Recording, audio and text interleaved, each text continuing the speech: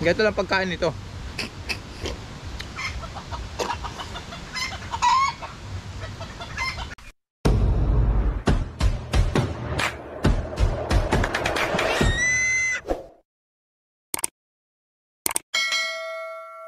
Mga kasinag, good morning! Magtatanghali na mga kasinag.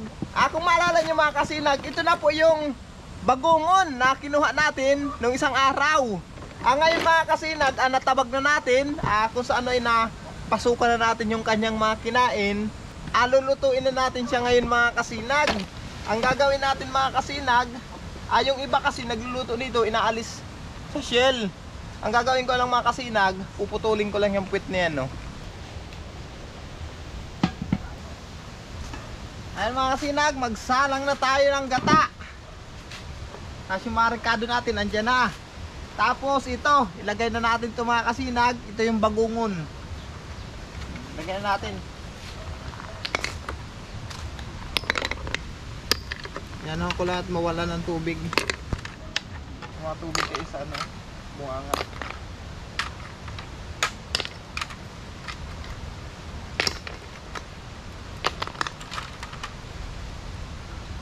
Ito mga kasinagan, nilinisan ko po ito. Brenash ko ito isa-isa. Kaya malinis na malinis yan. Wala yung putik. Okay.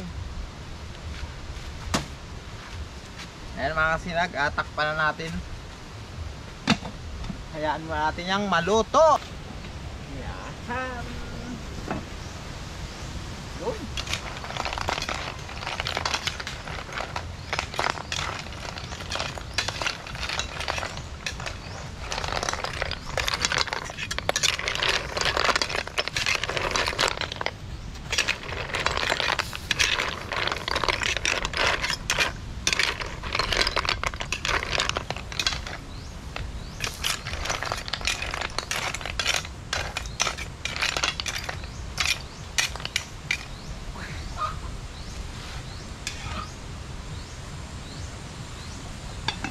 Antayin natin mga kasinag na umiga at nang maluto na bago lagyan natin siya ng liputok.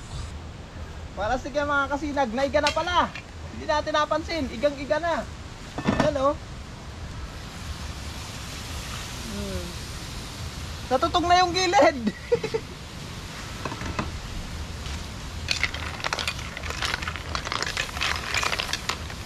Hindi ko na malayan.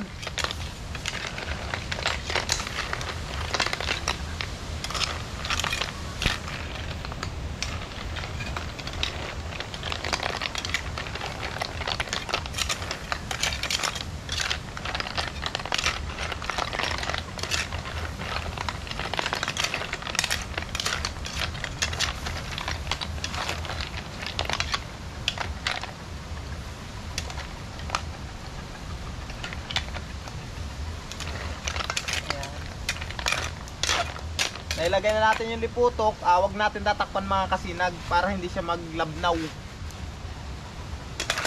Okay na yan. Hindi napansin. Naiga na pala, natutong na.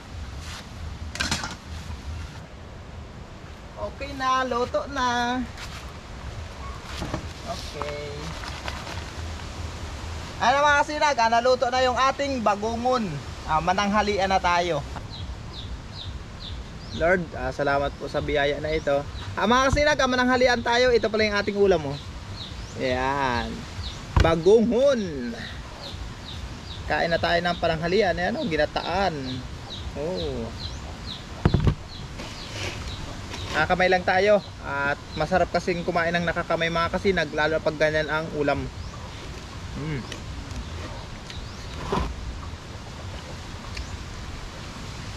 Ano?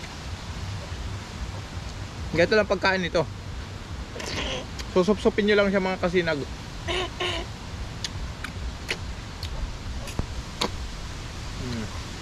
Ayan na siya. Ayan o, yung laman.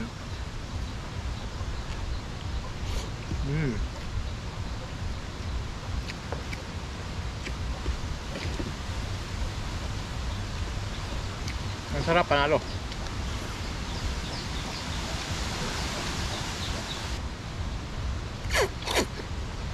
Kain te.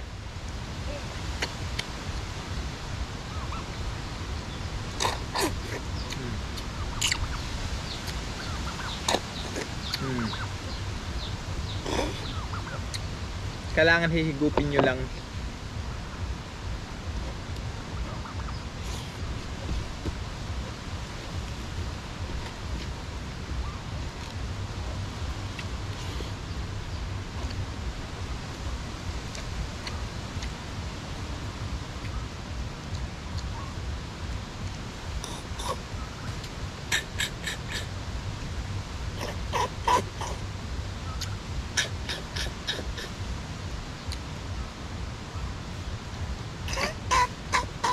Lumabas ah.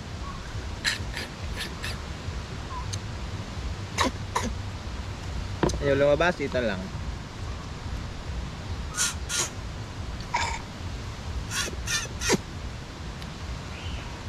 Ay siya.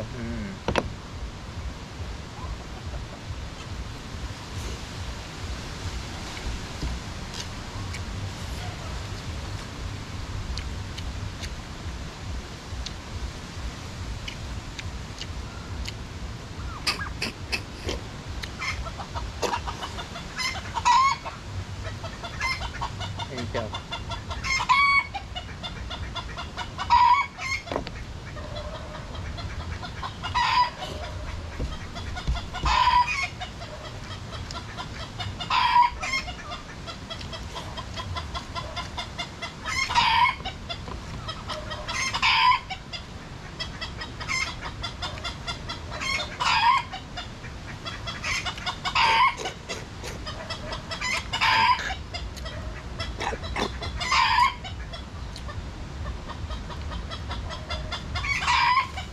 Pag nahigop nyo na siya mga kasinag, alisin nyo yung parang ano niya, yung parang naka may shell kasi yan dyan sa bunganga na inaalis, pero ngayon wala siya oh.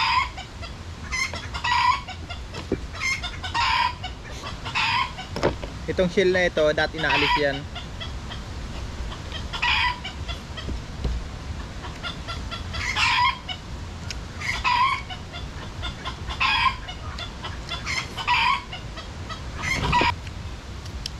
Ayos sa mga kasinag, panalo ang sarap.